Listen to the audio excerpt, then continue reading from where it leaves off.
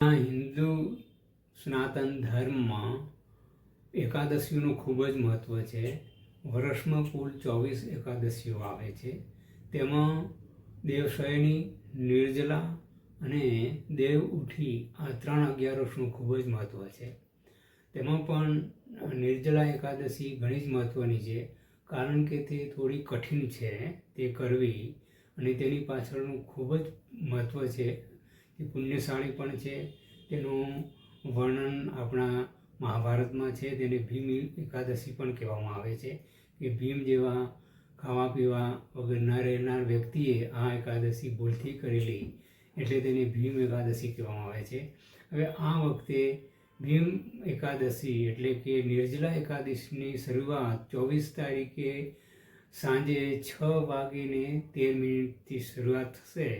એટલે એકાદશીનું વ્રત કરનારે 24 તારીખથી તેની તૈયારી હળવો ખોરાકથી કરવી જોઈએ, અને તે 25 તારીખે રાત્રે 8:10 સુધી રહેશે. એટલે ઉપવાસની શરૂઆત 25 તારીખે થશે, અને 25 તારીખે પૂજા કરવાનો જે સમય છે તે સવારે 10:40થી લઈને 2:10 સુધી રહેશે. કારણ કે બપોરે 2:22થી લઈને 4:03 સુધી રાહુકાળ છે. રાહુકાળ દરમિયાન પૂજાપાઠ કરાય નહીં. એટલે પૂજાપાઠનો સમય સવારે 2 વાગ્યા પહેલાં પતાવી દેવાનો, અને 5થી લઈને 8:10 સુધીની વચ્ચે પારણા કરવાના રહેશે 26 તારીખે. હવે આ એકાદશીમાં સૌથી મહત્ત્વની વસ્તુ એ છે કે જળ અને અન્નનો ત્યાગ કરવાનો હોય છે. પાણી પીવાનું હોતું નથી.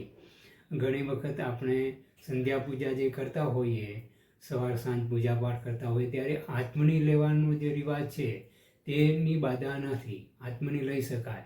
તુલસીને પાણી આપવાનું નહીં, કારણ કે એ દિવસે તુલસી માતા પણ ઉપવાસ કરતા હોય છે. તો આ દિવસે પાણી પીધા વગર પાણીને ખાવા પીધા વગર નિર્જલા એકાદશીનું ખૂબ જ મહત્ત્વ છે. તેનું મહત્ત્વ એટલા માટે છે કે આ એકાદશી કરવાથી આખા વર્ષ દરમિયાન આપણે કોઈ પણ એકાદશી ન કરી હોય તો પણ તેનું પુણ્ય મળતું હોય છે. ઉપરાંત તીર્થયાત્રા દરમિયાન આપણે સ્નાન કરવાથી, યાત્રા કરવાથી, તીર્થ દર્શન કરવાથી જે પુણ્ય મળે છે તે પુણ્ય આ એકાદશી કરવાથી મળતું હોય છે. નિર્જલા એકાદશીમાં વ્રતનું મહત્ત્વ ખૂબ જ છે. તે બિલકુલ એક સૂર્યોદયથી બીજા સૂર્યોદયમાં પારણા બીજા સૂર્ય દિવસે કર્યા પછી જ ખાવા પીવાનું હોય છે. તે પહેલાં પાણી પણ લેવાનું હોતું નથી. ભગવાન વિષ્ણુની ઉપાસના કરવાની હોય છે. ભગવાન વિષ્ણુ, માતા લક્ષ્મીજી, ભગવાન વરુણ એટલે જળદેવ કહેવામાં આવે છે, ભગવાન વિષ્ણુ, અને એકાદશીના દેવતા જે વિશ્વદેવગણ કહેવામાં આવે છે તેની ઉપાસના કરવાની હોય છે, તેની સાધના કરવાની છે.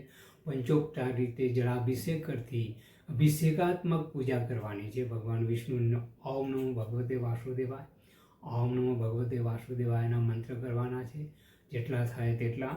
અને દાન પુણ્યનું ખૂબ જ મહત્ત્વ છે. સ્નાનનું ખૂબ જ મહત્ત્વ છે. ગંગા જળ ન હોય તો ગંગા મિશ્રિત પાણી સાથે સ્નાન કરવાનું. વહેલી સવારે નાહી ધોઈને પૂજા પાઠ કરવાના, અને સ્નાન પછી દાન પુણ્યનું પણ એટલું જ મહત્ત્વ છે.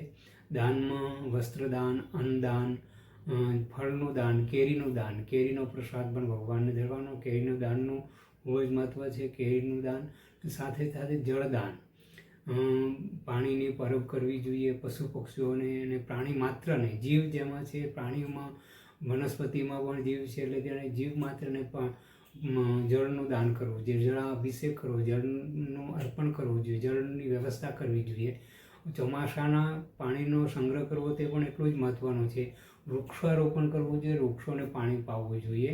અને તેમાં પણ જે આપણા 3 પ્રકારના પિતૃઓ જે છે, સાત્વિક, રાજસી અને તામસી. તામસી પ્રકારના પિતૃઓનો વાસ મોટાભાગે વૃક્ષોમાં હોય છે, અને એમાં ખાસ કરીને કાંટાના વૃક્ષોવાળા, તો તેને પાણી આપવું જોઈએ. તો પિતૃઓની શાંતિ થતી હોય છે. અને જળદાન કરવાથી ચંદ્રદેવની પણ શાંતિ થતી હોય છે. ચંદ્રના મંત્ર કરવાથી, ચંદ્રની પૂજા કરવાથી જળનું મહત્ત્વ એટલું મોટું છે કે ચંદ્ર દૂષિત હોય તો પણ આ જળદાન કરવાથી પુણ્ય મળતું હોય છે. અને જળનું દાન ખાસ કરીને એ રીતે કરવું જોઈએ કે કોઈ માટીનું અથવા કોઈ પણ વાસણમાં પાણી ભરીને તે દાનમાં આપવાનું હોય છે. કળશ લેવાનો, કળશમાં પાણી લેવાનું, પાણી ભર્યા પછી એના ઉપર સફેદ વસ્ત્ર ઢાંકી દેવાનું અને પછી તેને જળદાન એ પાત્ર સાથે કરવાનું. અને સાકરનું દાન કરવું જોઈએ, મીઠી સાકર જેને પાણી સાથે સાકરનું પણ દાન કરવું જોઈએ. વૃક્ષોને પાણી પાવાનું, પીપળાના વૃક્ષની પૂજા કરવી જોઈએ. સંધ્યા સમયે પીપળાના વૃક્ષમાં પાણી આપવાનું, દીવો કરવો જોઈએ. જળદાન, અન્નદાન વગેરે દાન કરવા જોઈએ. આપણા સામર્થ્ય અનુસાર દાન કરવા જોઈએ. જળદાન ને ઋતુ પ્રમાણે, ધારો કે અત્યારે ચોમાસાની ઋતુ છે તો ચોમાસા દરમિયાન છત્રીનું દાન કરવું જોઈએ, ચંબુલ ચંપલનું દાન કરવું જોઈએ, ફળફળાદીનું દાન કરવું જોઈએ. યોગ્ય પાત્રને દાન આપવાથી ઘણો જ ફાયદો થતો હોય છે, કારણ કે દાનનું આપણા શાસ્ત્રોમાં ઘણો જ મહત્ત્વ છે. એ રીતે આ એકાદશીનું વ્રત કરવું જોઈએ. એકાદશી તે ભીમ એકાદશી એટલી મહત્ત્વની છે, જેને નિર્જલા એકાદશી કહેવામાં આવે છે.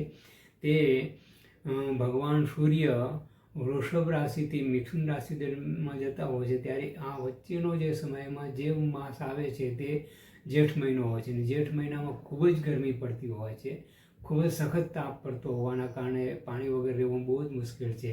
અને